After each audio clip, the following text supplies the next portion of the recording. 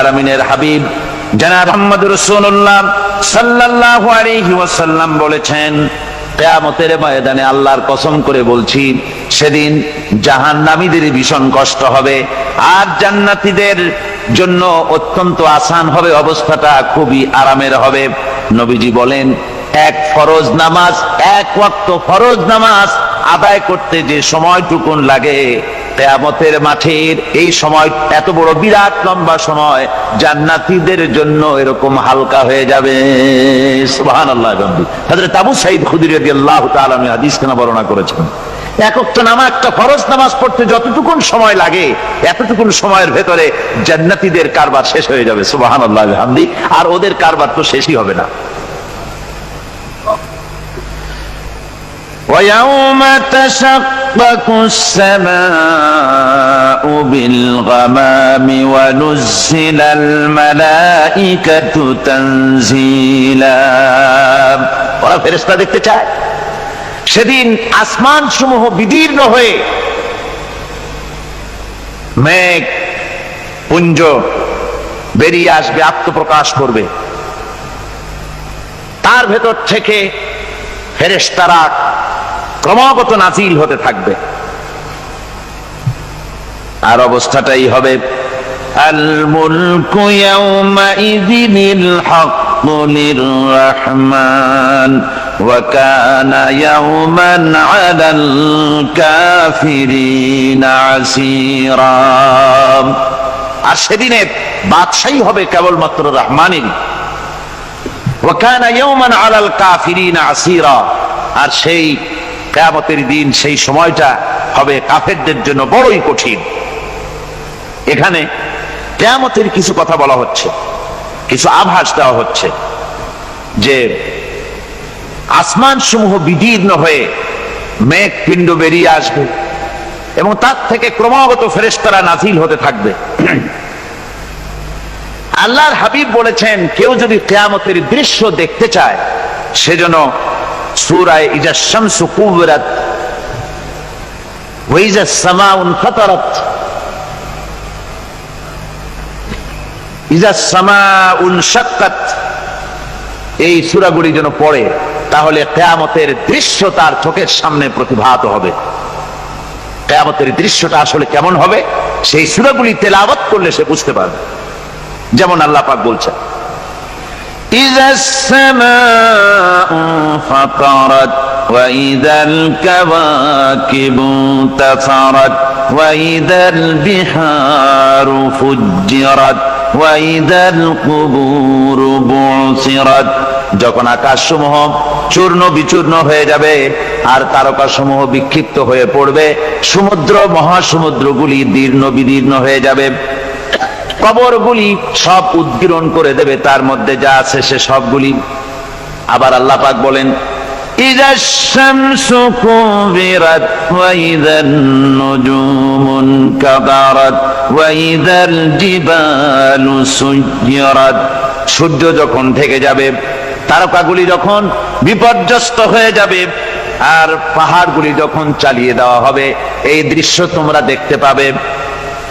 فإذا النجوم طمست وإذا السماء فرجت وإذا الجبال نسفت। সেদিন অবস্থা এমন হবে, সমস্ত তারকাগুলি স্তিমিত হয়ে যাবে আর আকাশসমূহ দীর্ণ বিদীর্ণ হয়ে যাবে। আর দেখতে পাবে পাহাড়গুলি, সমস্ত পাহাড়গুলিকে উড়িয়ে দেওয়া হবে। আবার অবস্থা আরো কি হবে, فإذا برق البصر وخسف القمر وجمع الشمس والقمر। যখন চক্ষু বিস্ফারিত হয়ে যাবে মানুষের, চাঁদ আর সূর্য নিষ্প্রভ হয়ে যাবে, সব একাকার হয়ে যাবে, চন্দ্র এবং সূর্য তার অস্তিত্বকে হারিয়ে ফেলবে। শুধু তাই নয়, ওয়াহুমিলাতিল আরদু ওয়াল জিবালু ফাদুক্কাতা দাক্কাতাও ওয়াহিদা। জমিন ও পাহাড়গুলির মধ্যে সংঘর্ষ লাগিয়ে দেওয়া হবে আর তা এক ধাক্কায় জমিন এবং সমস্ত পাহাড়গুলি চূর্ণ বিচূর্ণ হয়ে যাবে। সুবহানাল্লাহি ওয়া বিহামদিহি। আল্লাহ রাব্বুল আলামিন বলছেন, এইভাবে করে কিয়ামতের দৃশ্য, বিভীষিকাময় দৃশ্য তোমরা দেখতে পাবে। আর সেদিনের রাজত্বটা কার হবে? আল মুলকু ইয়াউমাইযিনিল হাক্কু লির-রাহমান। সেদিনের রাজত্ব হবে কেবলমাত্র রহমানের। অর্থাৎ যেসব কৃত্রিম বাদশাহী দেখে তোমাদের চোখে ধাঁধা লেগে গিয়েছে, তোমাদেরকে দুনিয়ার বাদশাহী দেখে তোমরা ধোঁকায় পড়ে গিয়েছো, এসব বাদশাহী কিছুই টিকবে না সেদিন। সেদিন শুধু বাদশাহী থাকবে একমাত্র আল্লাহ পাকের। কার থাকবে বাদশাহী? জোরে বলেন কার?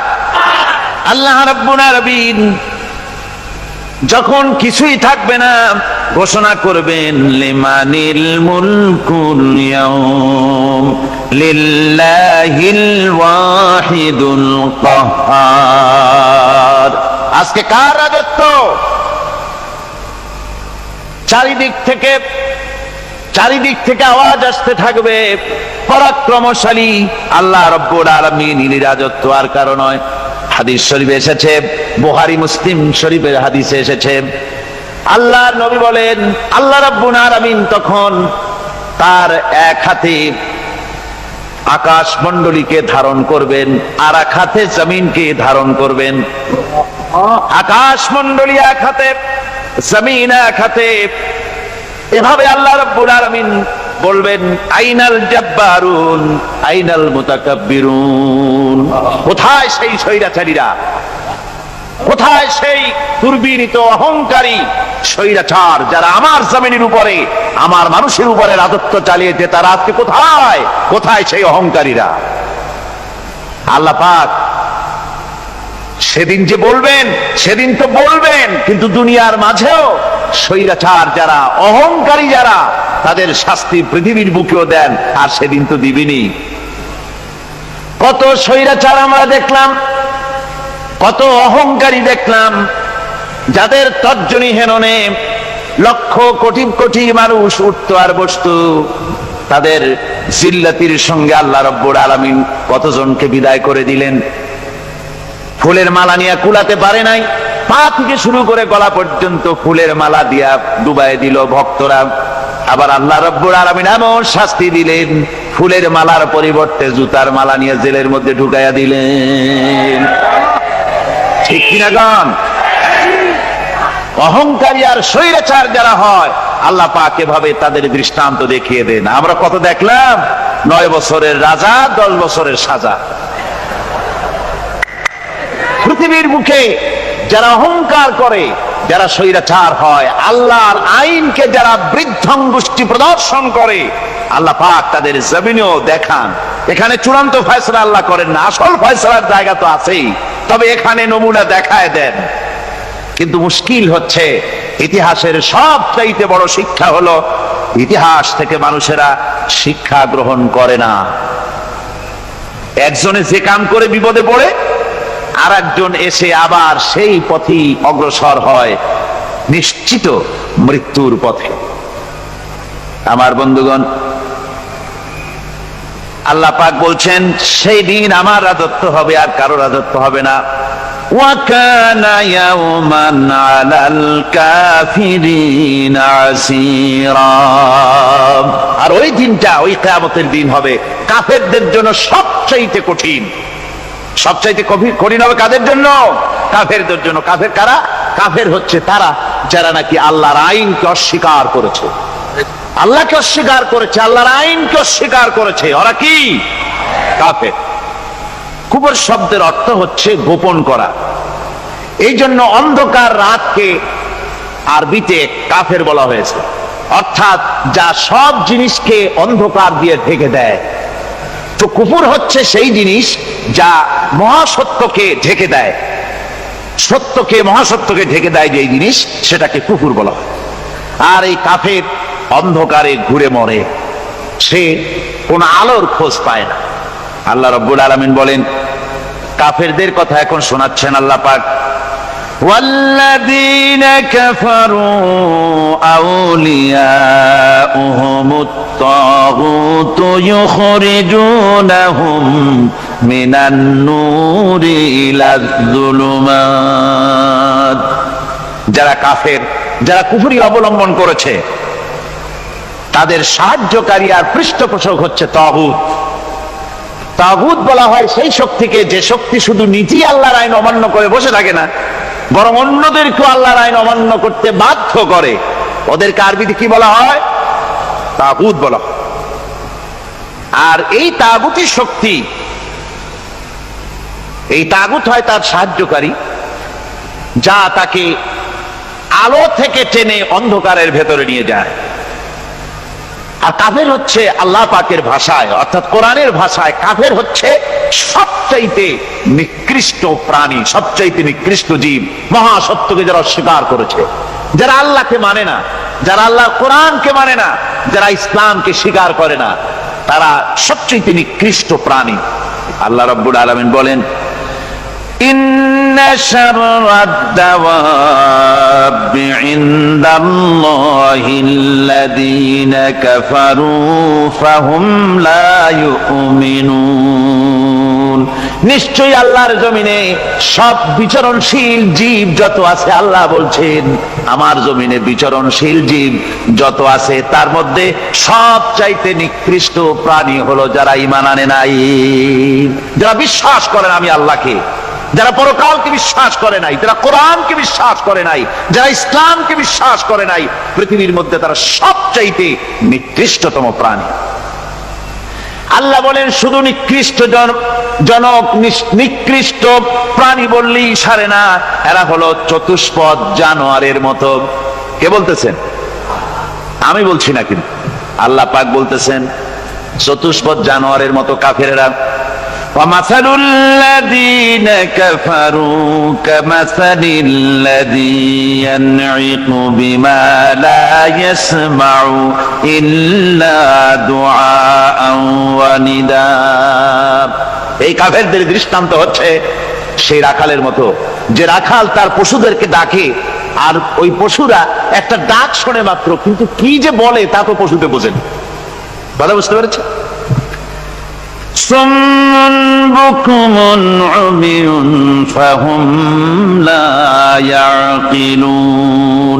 এরা বোবা, এরা বধির, এরা অন্ধ, এ কারণেই কোনো কথা বোঝে না।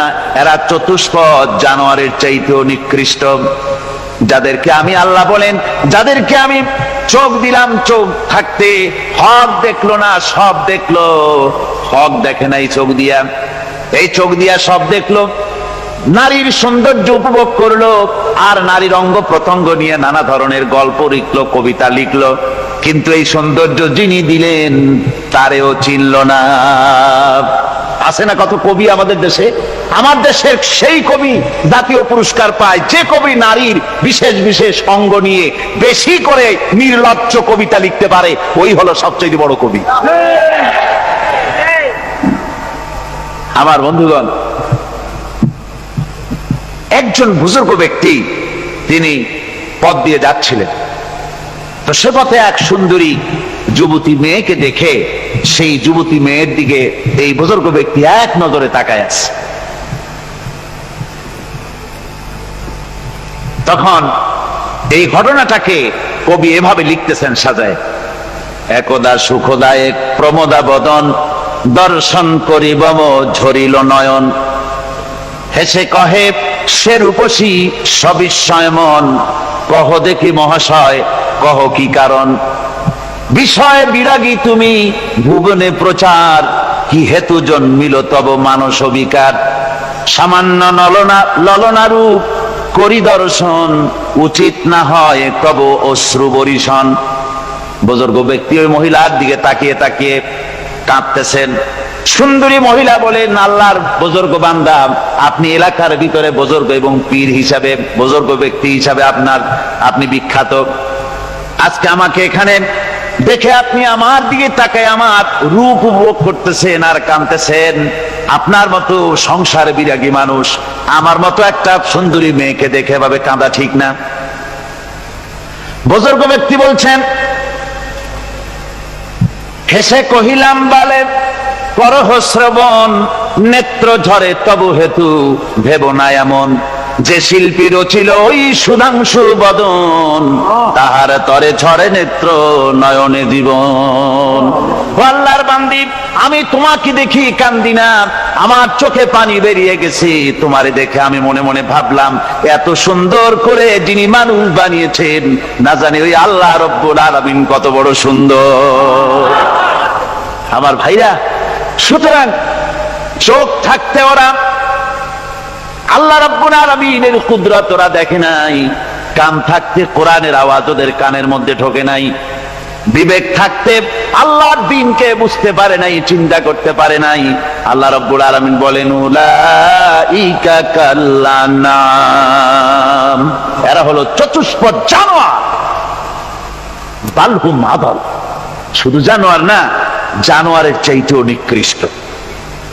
এমনই জানোয়ার, আল্লাহ বলেন শুধু জানোয়ার না, জানোয়ারের মতো শুধু খায় জনমের মতো। ওয়াল্লাযীনা কাফারু ইয়াতামাত্তাউনা ওয়া ইয়াকুলুনা কামা তাকুলুল আনআম। এই কাফেরগুলির কাম শুধু ফুর্তি করা, গান বাজনা, নাটক, গল্প, এই সব কাজ তাদের। নামাজ নাই, রোজা নাই, আল্লাহর চিন্তা নাই, তাহাজ্জুদ নাই, পরহেজগারি নাই, শুধু গান আর নাচ।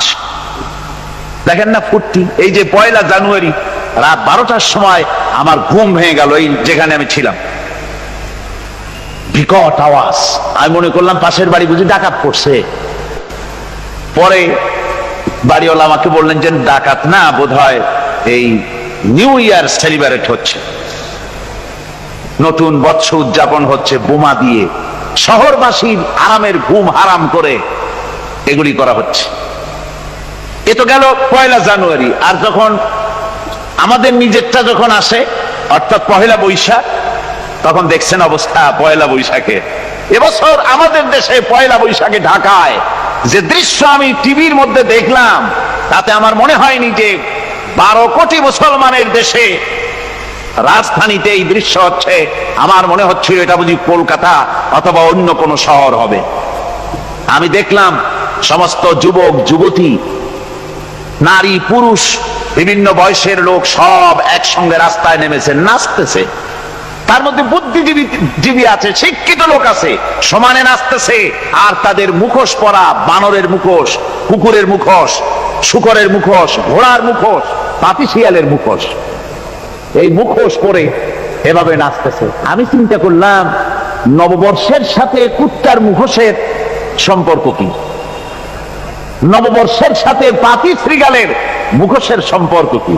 তাহলে ওরা কি বলতে চায় যে আগামী বছরটা আমরা কুত্তার ভূমিকায় অ্যাক্টিং করব, অথবা শৃগালের মতো ধূর্তামি করব জাতির সাথে? তারপরে কি করলো? সকাল বেলায় যুবক যুবতী 1 বৈশাখ সূর্য উদয়ের আগে রমনা লেকের পাড়ি গিয়ে সব দাঁড়িয়েছে বাসন্তী রঙের শাড়ি পরে। তারপরে সেখানে দাঁড়িয়ে সূর্য উদয়ের পানে তাকিয়ে সকাল বেলায় ভাবে করজোর করে বলছে, এসো হে নববৈশাখ স্বাগতম হে।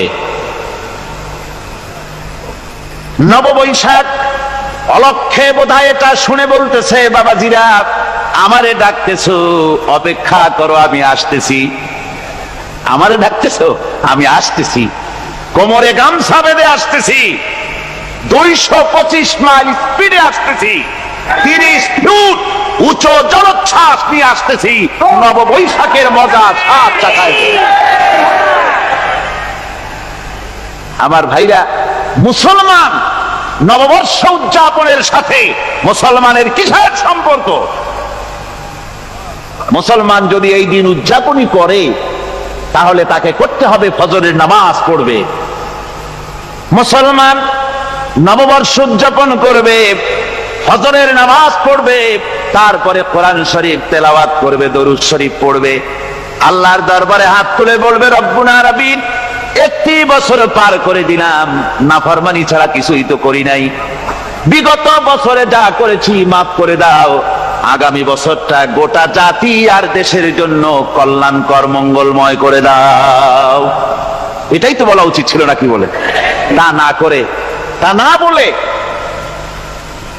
বৈশাখের পরিচালককে না ডেকে সরাসরি বৈশাখকে আহ্বান করা হয়েছে, আর বৈশাখ আহ্বান করার মজা জনমের মতো দেখাই দিয়েছে। আল্লাহ রাব্বুল আলামিন তাই বলেন, কাফেররা তাদের কাজ হলো শুধু খাওয়া, তারা এমন খাওয়া খায় জনমের মতো খায়।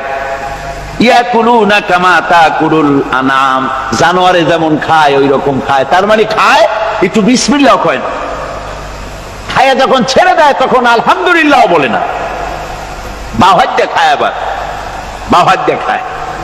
ডাব একটা কাটলো, বিসমিল্লাহ নাই, খাইলো, 2-4 ঢোক খাইয়া পুরা ডাবটারে ফেলাই দিল। ডাবটা কি তোমার বাজান তৈরি করছিল নাকি?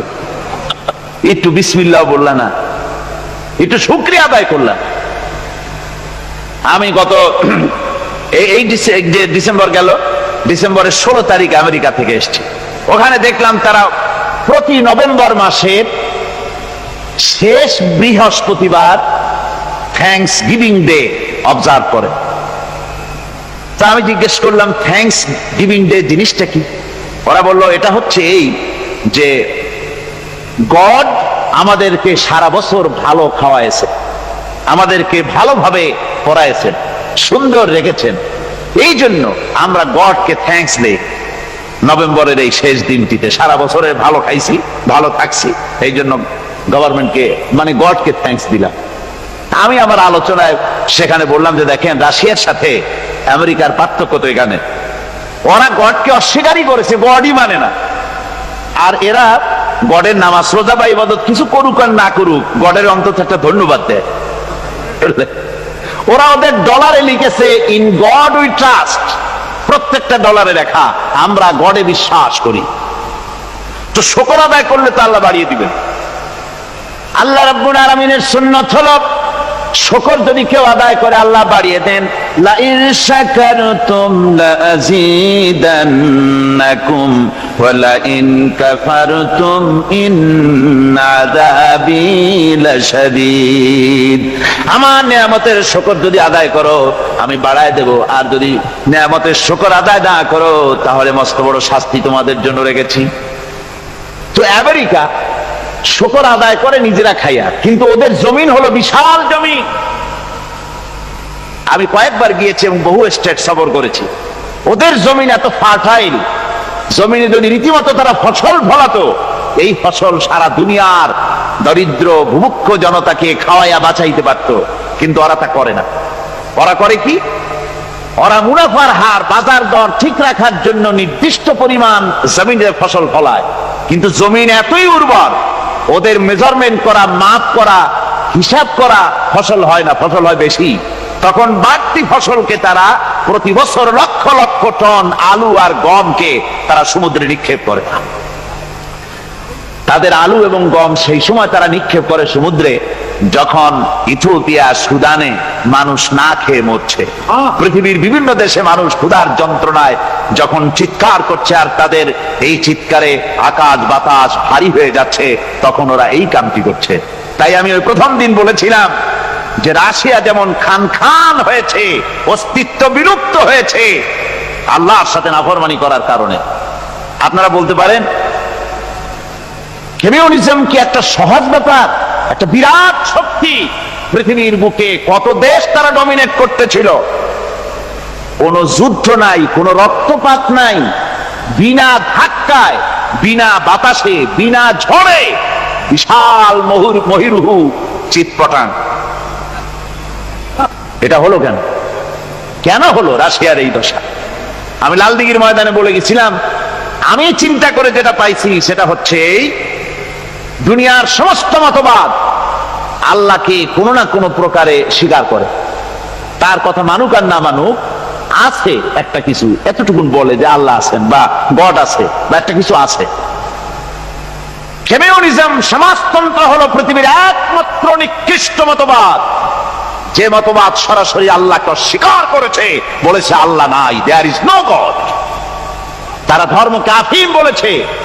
আল্লাহ পাক তাই কোন যুদ্ধ ছাড়া, কোন মারামারি ছাড়া, কোন রক্তপাত ছাড়া এই বিশাল শক্তিকে উৎকারে উড়িয়ে দিলেন, তুলার মতো হয়ে।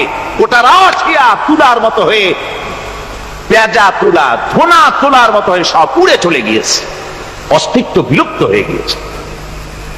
কিন্তু আমাদের দেশের খুচরা কমিউনিস্টরা এখনো স্বপ্ন দেখে। ওই যে কালকে বলেছি, তারা বলে কলমের খোসা এটা এখনো নষ্ট করা যাবে না, এটা এখনো চালু করা হবে। এখনো চীনে আছে, এখনো কিউবায় আছে।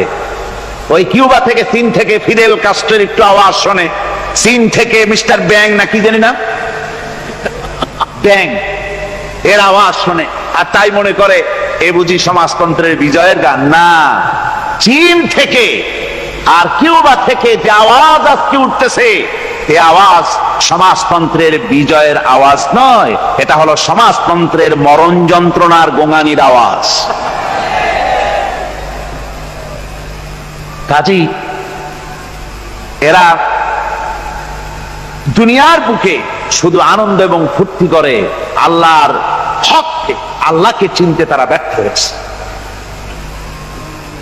আল্লাহ রাব্বুল আলামিন বলেন, অবিশ্বাসীদের কৃতকর্ম, তাদের কাজগুলি, তাদের কর্মফল সব নিষ্ফল হয়ে যাবে। ওয়াল্লাযীনা কাফারু আ'মালুহুম কাসারাবিন বিকিআতিন ইয়াহসাবুহুল যামআনু মা। আল্লাহ পাক বলেন, কাফের যারা, অবিশ্বাসী যারা, যারা আমাকে অস্বীকার করেছে, অবিশ্বাস করেছে, তাদের আমলগুলি হলো মরুভূমির মধ্যে মরীচিকার মতো।